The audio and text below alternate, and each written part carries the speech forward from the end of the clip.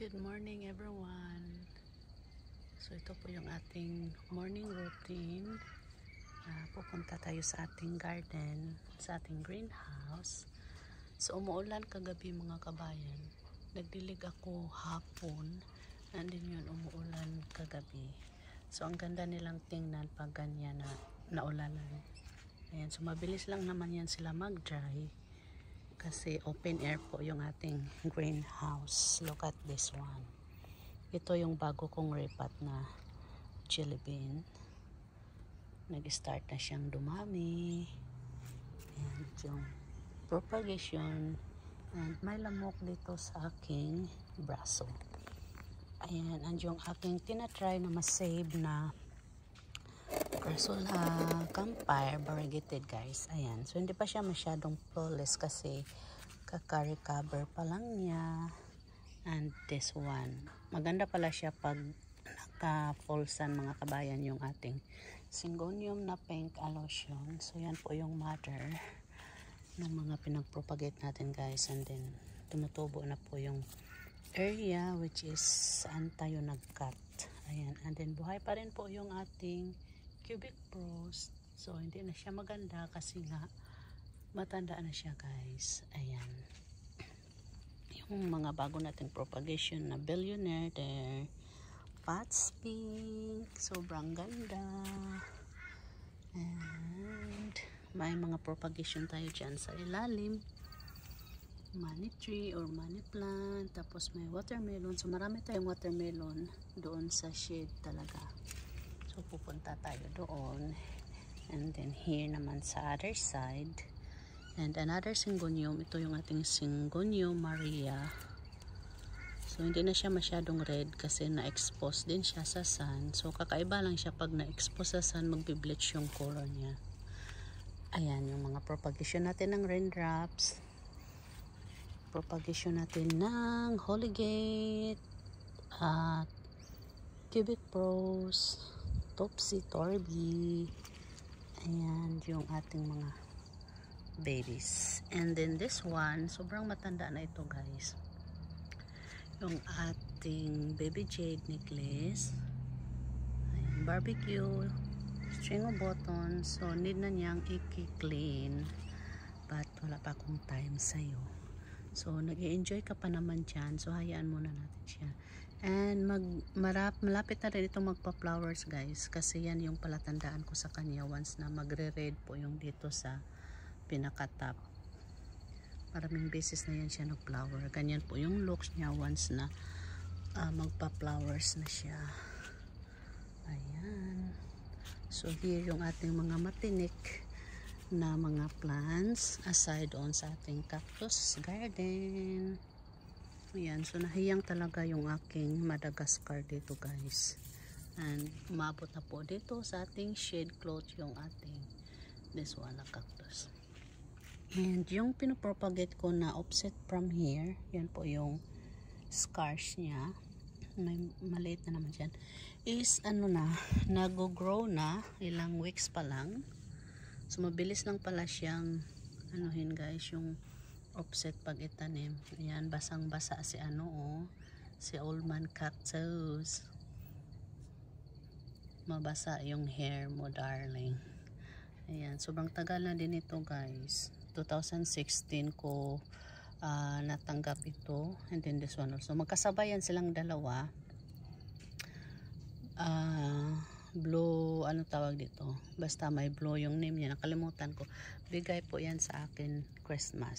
So, 2016. And then, yung ating golden barrel dyan. Lumaki na siya.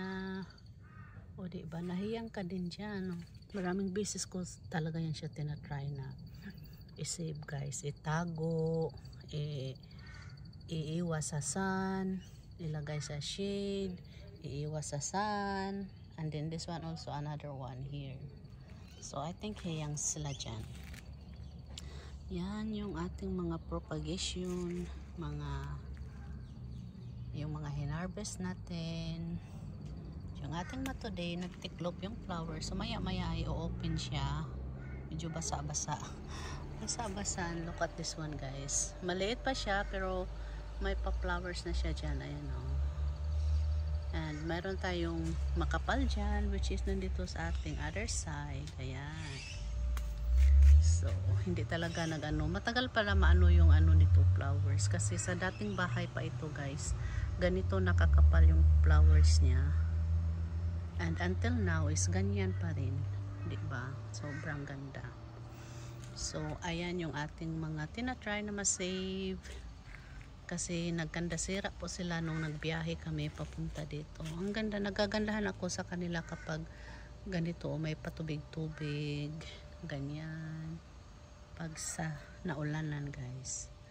Ayan. And then ito yung ating DIY na starburst. Ayan. Bihira ko lang makita yung pinaka-top kasi hindi ko abot, guys. So, sa kapangyarihan ng phone, makikita natin yung pinaka-top niya. So, yan po. And may isa din dito. Nalagpasan natin yung isa, guys. Ayan. Hindi ko masisilip yung pinaka-top. Ayan, yung ating Mendoza ata yung isa. So, ayan. And then, mayroon pa palang isa dito. Ayan. Ito naman is mix.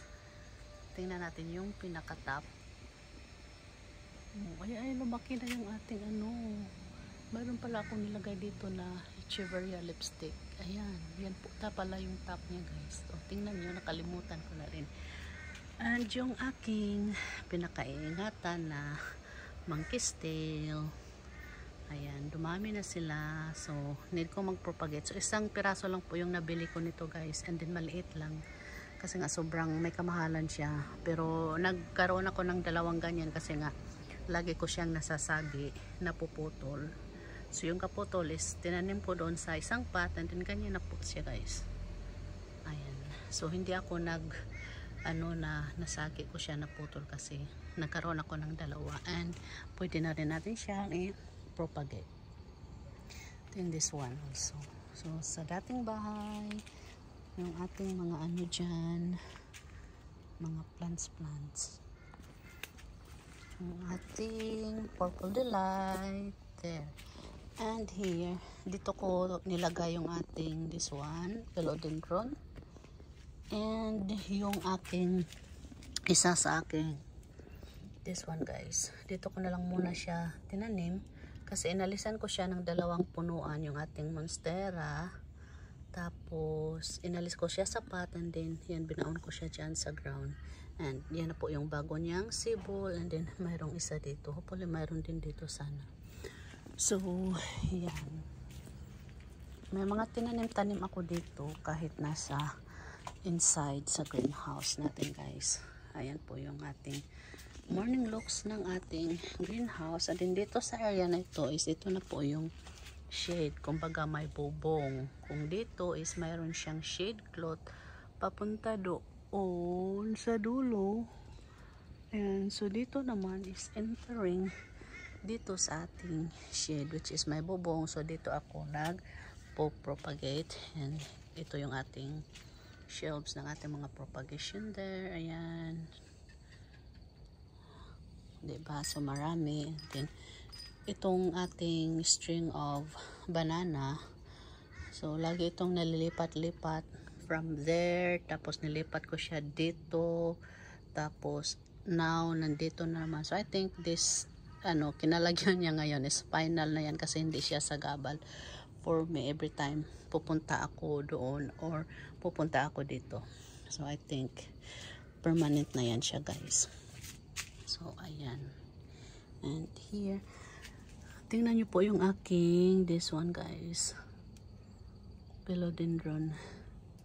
Na napakaganda. And then, yung ating isang propagation is may tumubo na rin siyaan. So, ayan, propagation. So, ito nga yung ating, shade na nilalagyan ko ng mga propagation natin, guys. Ayan. So, yung propagation ko ng ating string of hearts, ayan, may bago na silang padahon. Ang bilis, tingnan nyo, guys. So, ang bilis palang tumubo. So, finally, alam ko na yung pinaka-perfect way ng propagation. And then, dito yan galing, guys. Ayan. Meron tayong isa dito. And then, this one is yung variegated. Ayan. Hindi ko masyadong sinisilip yan kasi gusto kong ma-surprise. And this one, propagation ng ating syngonium na pengkalusyon. Diba? Ganda-ganda niya. So, dadalhin ko to sa taas, doon sa sunroom, once na ano na po yung kanyang vines. And ito yung sinasabi ko na propagation ng ating Madagascar. O diba, ang bilis niyang tumubo, guys. And, oh my god, this one, sobrang taba na niya. This one, tatlo itong pinakamaliit, guys. Pero hindi ko alam bakit namatay yung dalawa. Hopefully mag-survive yung isa dyan. Yan kasi yung mga pinakamaliit na inalis ko. Kasi excited ako, first time kong mag-propagate ng Madagascar. And ito yung mga ating watermelon na propagation. Buhay na sila, guys. Pinangalis ko na yung mga old na dahon and may birkin propagation din. And then this one yung ating mga hina-harvest. Ayan. Na gymno or gymno. Ayan.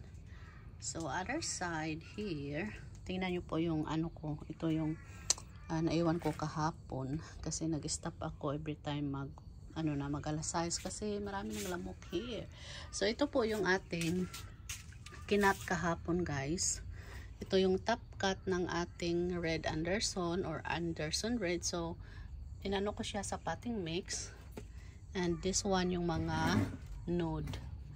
Yan, babad muna natin sa water. And then this one naman yung ating Pink Princess. So yung top cut ng ating Pink Princess, yung may naputol na pinakamagandang dahon, which is this one, guys. Ayan. Yan, yung pinakamagandang dahon niya. So dito ko tinanim yung top cut ng ating Pink Princess. Ayan. Ang mga propagation natin ng ating mga tawag dito, rubber tree. Ayan, ganyan na po yung mga looks ng ating mga rubber tree dyan, guys. And yung ating this one, ayan, yung ating money tree. So sobrang haba nung cut natin, so hinati ko siya sa tatlo, kaya mayroon tayong tatlo dito. And then this one, yung dahon is wala lang, tinatry ko lang siyang binaba dyan. Ayan, so hindi ko alam kung magiging successful yan siya kasi hindi ko lang siya tinapon. Ganyan lang. But I'm pretty sure na itong tatlo is mabubuhay yan kasi second time ko na pong pinagkatan yung aking money tree. Ayan, so nag-experiment lang ako na pwede pala yung dahon ng ating money tree na water propagation. And here yung ating watermelon. So naka 2 weeks nata ito, guys. Ayan. So wala pang roots. Wala pa akong roots na nakikita dyan. Nandiyan another one here. Ayan. So mayroon din tayong propagation dito na isa sa aking favorite na ivy. Ayan. And dito tayo sa ating guys. So here, actually, guys, established na po itong ating mga syngonium dito. Established na yan sila, mga kabayan. Ready na yan silang i-for sale. But yun nga, sa nasabi ko before is mas maganda kapag medyo mag-last na sila bago ko sila ayan. And also this one, established na po yan yung ating monkey mast. Ayan, mga bagong dahon na po. Ang bilis lang nilang magtubo, guys. Yan yung ating mga propagation. Diba? Golden, tapos mayroon tayong syngonium tree kings. Established na po yung ating syngonium tree kings, guys. Ayan. So hinihintay ko lang na maglalas sila bago natin sila i-let go. And ito yung bago kong propagation ng ating string of hearts na variegated. Ayan. So 4 po yung ano natin dyan. And this one yung ating bagong pinopropagate na Snow Queen. Ayan. Snow Queen, Monkey Mast, and Peperomia. And ito yung, yan o, diba, gumanda na siya, guys. Yan. So, hintayin ko lang na maghaba kunti dito. Kasi nag-a-arrange ako doon sa sunroom. And then, doon ko talaga siya dadalhin, guys. Kasi sobrang ganda niya. Ayan. Ang ating Snow Queen photos. And ito yung ating maganda siya na ivy, mga kabayan. Variegated ivy look. Sobrang ganda. And then ito yung pinakita ko doon, ayan, yung pot na yan. So first time ko mag-propagate nito, and then mabilis lang din pala siyang mabuhay. So ayan, ganda nito. And yung ating drilling na jade plant, ayan. So wala kayong makikita na jade plant dito, diba? So yung jade plant natin is nandyan po sa labas ng ating greenhouse, and then yung iba is nandoon po sa harapan. So ayan, so mamaya is dito na naman tayo mag-stay, but for now is doon muna ako sa taas kasi hindi ko pa talaga natapos yung arrangement ko doon sa taas ng ating sunroof. Ayan yung ating guys, pidatum. Di ba, naghiyang din yung ating pidatum dito. So sinadya ko na ilagay siya dito para mag-cover naman dyan sa ating shade, so hindi masyadong mainit. And then yun, binaon ko siya dyan sa ground. Look at this beauty. Diba yung ating ghost plant. So ayan, and ito pala yung sinabi ko kanina, ating Mendozae. Ayan, diba, maganda siya. And here, yung ating cactus garden, yung aking malunggay is very healthy. And then mayroon tayo ditong magandang color. Ayan. And yan yung ating greenhouse. So nilagyan ko siya ng cortina or pintuan, guys. So ayan. And here naman yung ating balihat is wala, konti na lang yung plants dito, guys, kasi gusto ko siyang may talaga, yung may space. Ayan. Then this one is dadalhin ko siya sa taas, itatabi ko siya doon sa aking mga putos at saka Brussels, kasi same po yung trellis nila, mga kabayan. So kawawa yung napag-iwanan siya, guys. So dadalhin ko yan sa taas, hopefully magiging okay siya. Okay naman siya dito, kaso lang parang malungkot siya. Sanay kasi siya na may mga katabi na ganito din. Ayan, so dadalhin ko yan. And yung ating Dankestel dyan, diba? So ayan, sobrang dami ng plants dito dati nung bago pa kami, pero alam nyo naman, from time to time is nag-a-arrange ako. So dito ko nilagay yung ating makuyana, and this one talaga yung ating roho is permanent po siya dyan, kasi talaga ito kumukuha siya ng medyo malaking space, kasi nga yung dahon niya is open talaga. Ayan, ganyan siya kalaki. So hindi ko siya maalis dyan. So, maybe balang araw is madadala ko siya sa taas, mahanapan ko siya ng enough na space. Ayan, so here yung ating tagal na nito, diba? Sobrang tagal na nito, guys. So hindi, ganun pa rin yung original pot niya, hindi ko inalis. Yung ating triplets na peperomia marble, variegated, and lemon and lime. So ito yung variegated, guys, hindi na masyadong nagbabariegate. So hopefully babalik siya sa dati na ganyan yung kanyang dahon. And then also this one, this lemon and lime, and yung marble, and yung this one. Sobrang ganda. And yung ating pidolipig, dito ko muna siya nilagay kasi medyo sensitive po siya. So yan lang po yung ating morning video. Thanks everyone. Bye-bye.